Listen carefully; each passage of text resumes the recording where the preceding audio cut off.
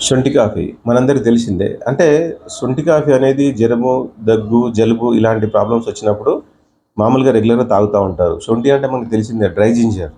అంటే జింజర్ ఎండిపోయిన తర్వాత తయారయ్యేది శొంఠి. అయితే దాంతో పాటుగా మన దగ్గర ఇక్కడ శొంఠి కాఫీ అంటే చాలామంది కాఫీ అనుకుంటున్నారు. అది కాదు. శొంఠి కాఫీ ఈస్ టోటల్ డిఫరెంట్.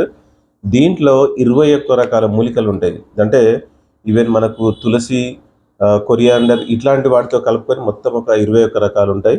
మన దగ్గర శొంఠి కాఫీ ఉంది. డైలీ ఒకసారి. అంటే మామూలుగా శొంఠి కాఫీ అనేది రెగ్యులర్‌గా ఏదో టీ తాగినట్టు, కాఫీ తాగినట్టు తాగేది కాదు. ఒకసారి గానీ, 2 సార్లు గానీ తాగొచ్చు.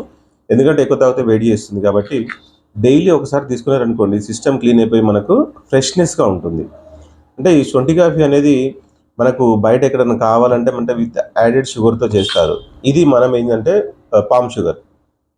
అంటే తాటి బెల్లంతోని చేస్తారు. అంటే ఇట్లా బెల్లం అని స్వీట్ అని ఏముండదు. మనం పాలల్లో వేసుకొని తాగొచ్చు. పాలల్లో ఏసుకొని వేడి చేసుకొని బెల్లం ఏసుకొని తీసుకుంటే చాలా మంచిది. ఆరోగ్యానికి మంచిది. చిన్న పిల్లలు గాని, పెద్దవాళ్ళు గూడా రెగ్యులర్‌గా తీసుకోవచ్చు.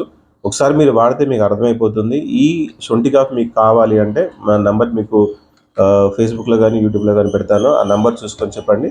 చెప్తే మీకు సిటీలో గాని ఎక్కడైనా సరే మేము డెలివరీ ఇస్తాము.